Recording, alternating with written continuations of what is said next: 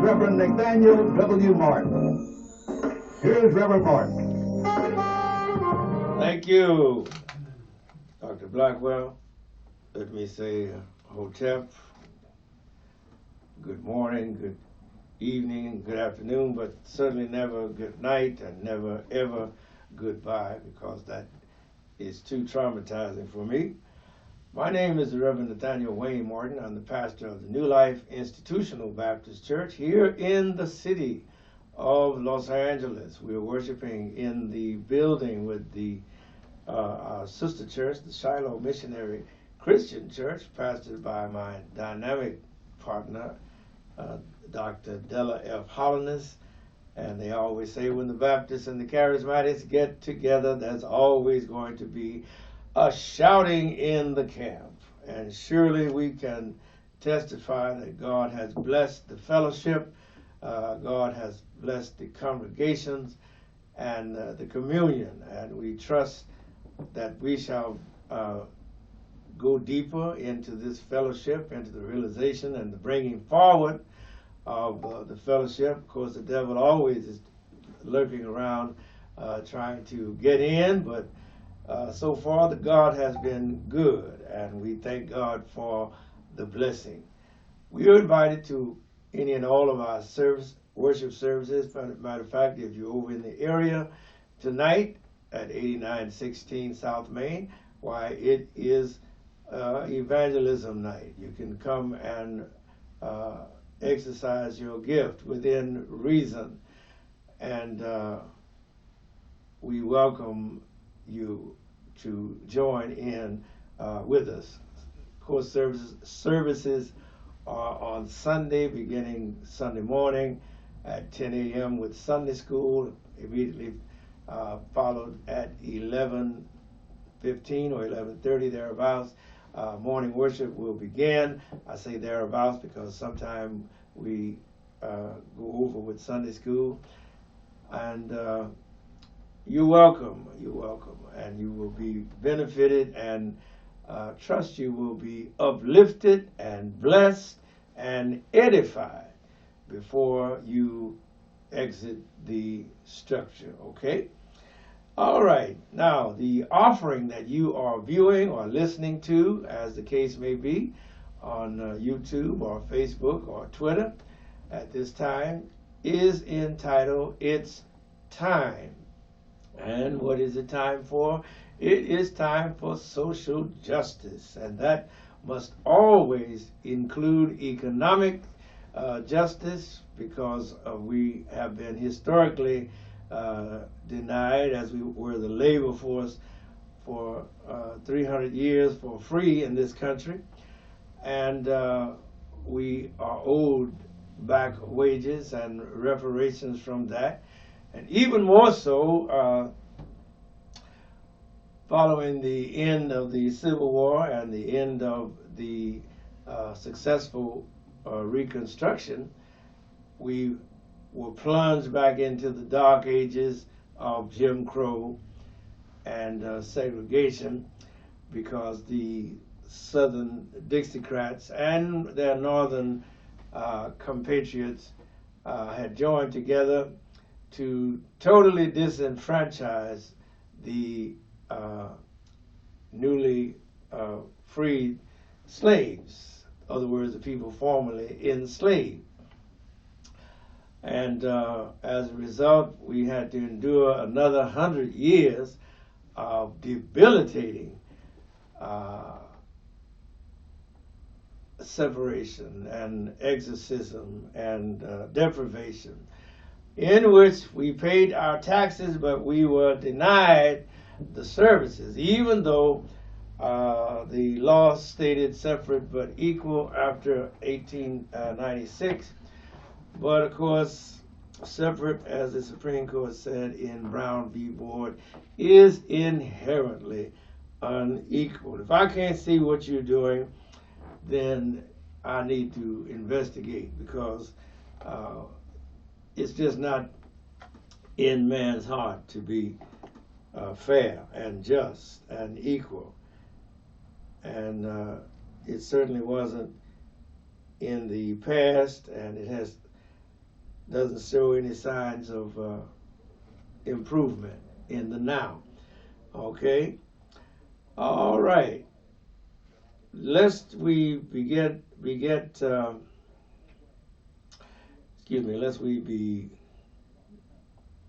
too far away from our social structure, let us quickly read in your hearing our marching orders, which are many and varied, but principally I like to quote from the 15th chapter of the Old Testament book of Deuteronomy, and which it says, beginning at verse 12, "And if thy brother, an Hebrew man or an Hebrew woman, be sold unto thee and serve thee 6 years, then in the 7th year thou shalt let him or her go free from thee. And when thou sendest them out free from thee, thou shalt not let him or her go away empty. Thou shalt furnish them liberally out of thy flock, and out of thy floor,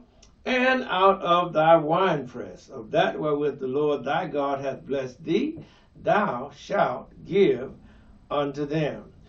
And so, again, we can see God's provision for the less fortunate, his provision for those who, through no fault of their own, and even if they are at fault, God is the God of a second chance.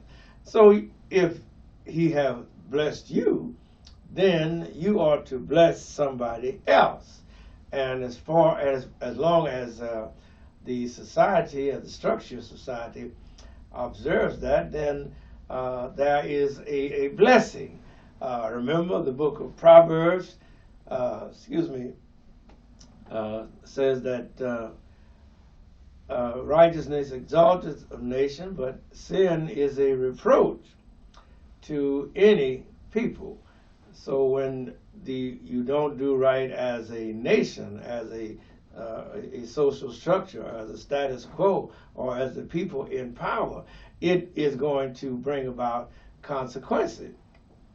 And of course, God was trying to balance out the scales, provide equity, equality for all of the people, and not just the Israelis or the Jews as they came to be known, but these patterns or these examples are to be emulated all through the culture and the civilization.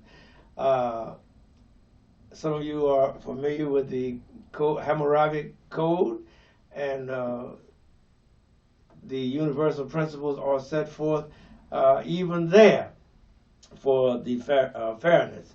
And so we're not to see folks starving and then let them starve.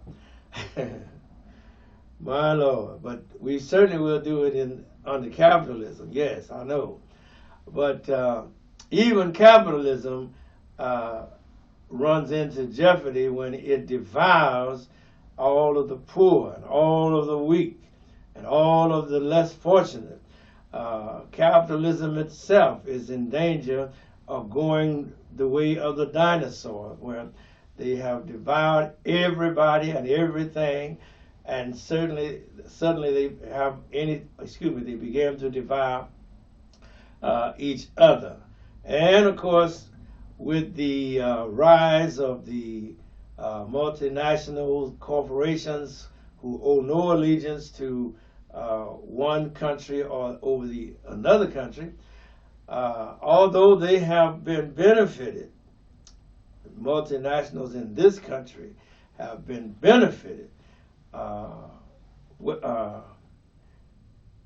The Goldman Sachs of the world and the Citicorps have been benefited, the JP Morgans and all of that ilk, the Boeings, and you can go down the list of those who have benefited, because whenever they have had a problem with another country, then they come back to this country and get the Army or get the Navy or get the Marines, principally the Marines, to help them get their foot in the door. And that has been U.S. policy for generations. It was once said, that's what's good for General Motors, it's good for the nation.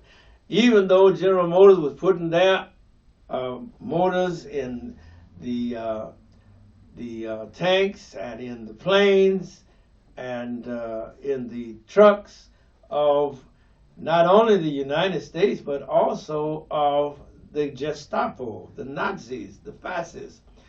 And so they were not, so to speak, so patriotic that they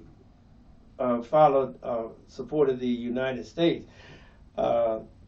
Someone else has observed that if they had wanted to stop World War II, they could have easily just stopped selling the poison gas that to the Nazis, because the Nazis could not make that poison gas on a grand scale immediately. They got that those chemicals from Standard Oil. So United States hands, let's say the hands of the multinationals have never been clean.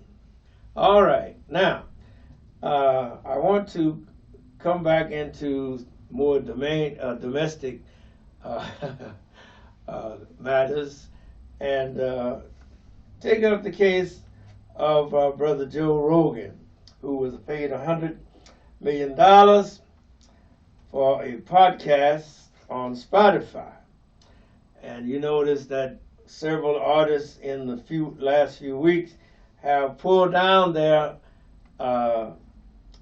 work, as it were, or their creations from Spotify. One of them is India Ari.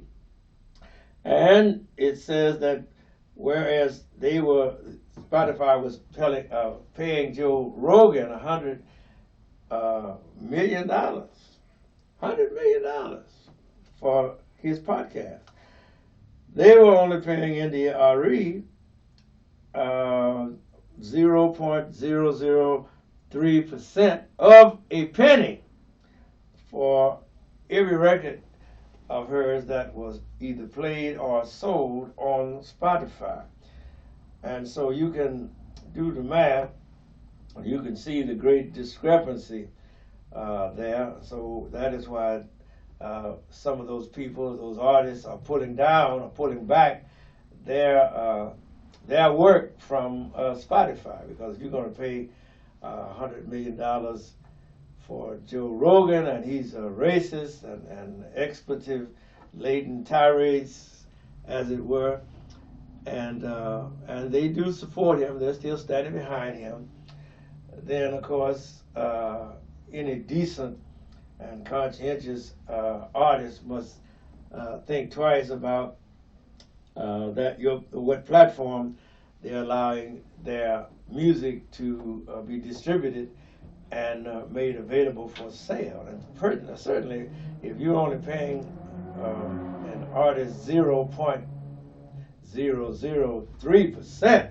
of a penny, my Lord, how long would it take you to make $1 if they doing it like that?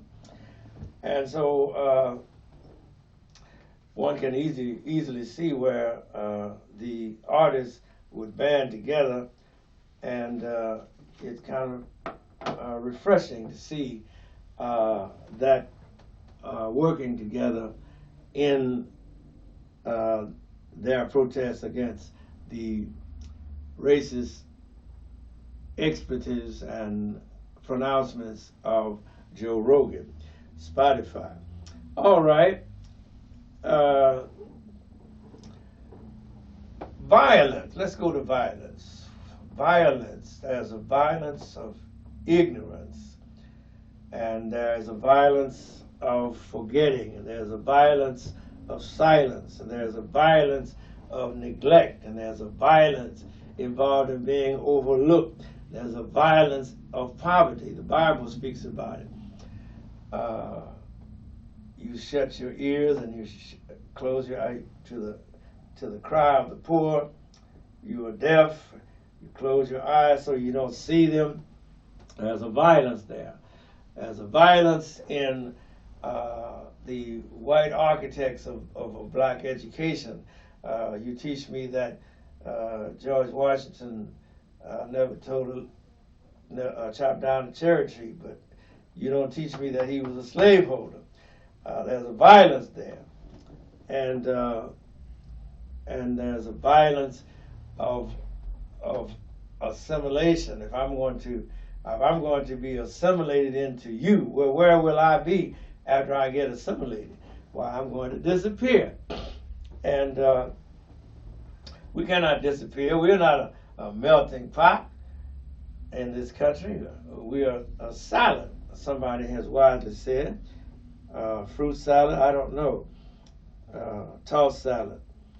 All right. And so in the realm of education, there is a great need for our people to educate themselves beyond the curriculum that is currently proffered in our grammar schools and in our schools and elementary schools and in our high schools and in our magnet schools and in our schools of so-called higher learning, because we come to discover that in many of our schools of higher learning we are being miseducated. Dr. Carter G. Woodson, who was able to give us what we call Negro History Month. Now, originally it was Negro History Week, but now it is at least they give you a month. But we find that we need to be educated, and we need to be the covers need to be pulled off. The revelation of what it means to get a good education. Remember, the word education means to lead out. That means to lead out or to be led out of an area of not knowing into an area where one is learned. And that's why we educate, because we want to lead the people out. Remember, the Bible says our people are destroyed for a lack of knowledge. And so there is a lack of knowledge, and then there is a plurality of false knowledge. You can be fed a false narrative and false knowledge, and you will think that you have been educated, but you really are only serving the social structure. Case in point, it was once against the law to teach a enslaved person to read or to write or to be educated. That's why the immigrants who came over here after slavery had such a jump on the formerly enslaved, because, well, for generations, for hundreds of years, if you were caught reading, it was a punishment by death. Dr. Kimberly Crenshaw has observed that a slave master could maim, he could injure, he could hurt, he could work him to death, his property, but he could not educate one. Couldn't teach him to read or write. Couldn't teach him to spell or to do figures, because the society of that day forbade it. It was forbidden. Verboten, as the Germans would tell us. And so that is why other nationalities that came over here afterwards. You're speaking of the Irish and the Italians and the Jews and all of that ilk. And of course the Chinese, although they were treated very badly by this country, Chinese Exclusion Act, and the like. But yet those that were privileged and had the opportunity, they were able to go to school and get the education, whereas for, like I said, for 3 centuries of this country, it was against the law for a person of my hue to be even around the schoolhouse. Frederick Douglass, in his narrative in the life of a slave, talks about how he would carry the books of his missus or accompany them to the door of the schoolhouse, but he could not come in. And he felt that if he could just get in the schoolhouse, that there was a world of learning that would open up to him. And to his credit, he persevered, and he learned word by word, and those type of things were remarkable because he was not supposed to be legally educated. Yeah. So when he escaped from slavery, he had the makings of an education, and he was able to further his education after he got free, supposedly free, because remember, he was a fugitive from justice because he wasn't even supposed to be off the plantation. Here he was, a runaway slave. And so he had to do the best that he could in to further his education, his awareness, and he did a yeoman's job. He became a wordsmith and a very eloquent orator. So there's much to be said for the right kind of education. Which brings us to the historically black colleges, based upon the fact that in recent weeks there have been bomb threats on the campuses of all of the historically black colleges and universities, so that they had to shut down while they were examining and making sure that there were no explosive devices to be found. But this gives us an opportunity to see that there has always been a vendetta against the education institutions of higher learning and the grammar schools even, if they were educating the black mind. And again, quoting Professor Kimberly Crenshaw, she began to say, what is the purpose, or what is and who controls the education, and what is the relationship of education to the broader aspirations of the people? And that is what we have to guard against as a people, as a culture, because we cannot be spoon-fed ignorance. We don't need to know that Columbus was a hero when we know he was not a hero. He was a bumbling idiot. He thought when he landed over there in the land that became Haiti that he was overseas in India. What a fool. And but yet we celebrate him. And Columbus brought in the Holocaust. the Black Holocaust, because the world descended into plunder, and well, human beings. My goodness, 5 minutes. I got to wrap up, y'all.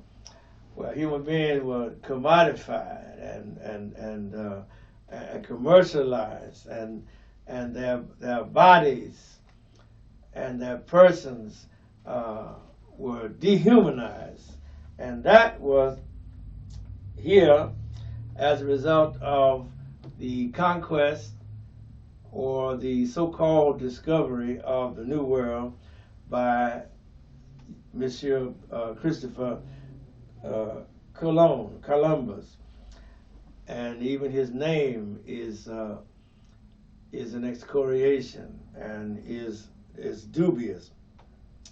All right, but the value of education cannot be underestimated. It cannot be overstated how valuable your mind is. That's why you have to cultivate your mind. That's why you have to expose your mind to things that advance you, that improve you.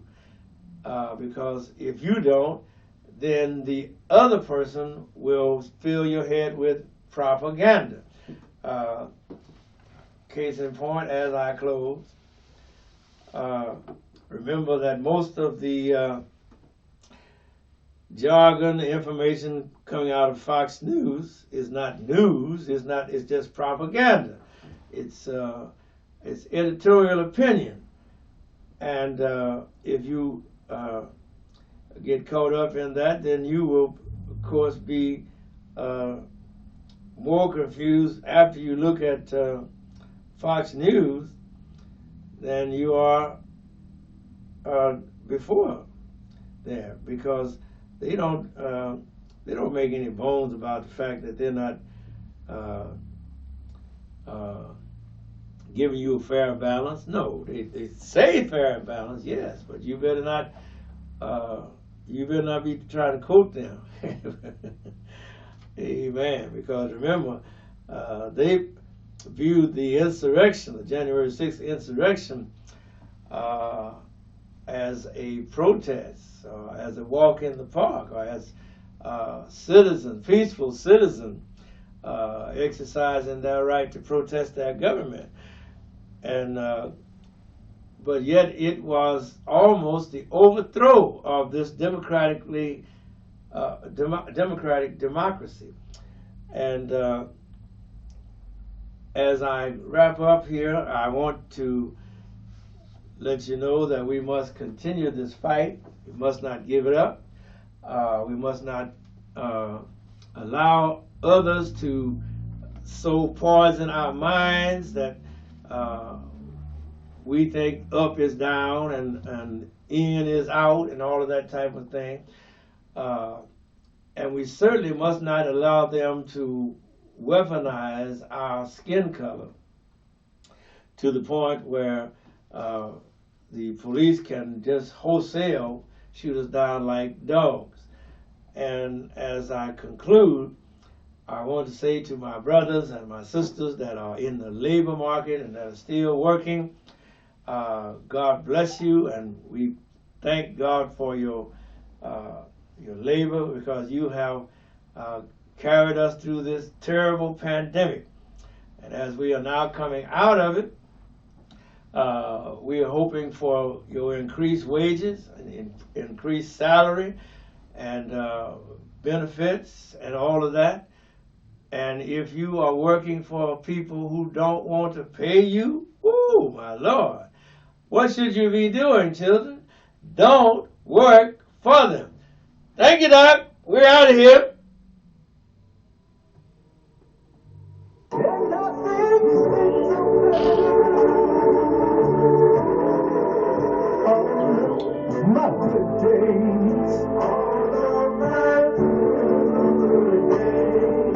My bad days, yes I do. I just say thank you, Lord. Thank you, Lord.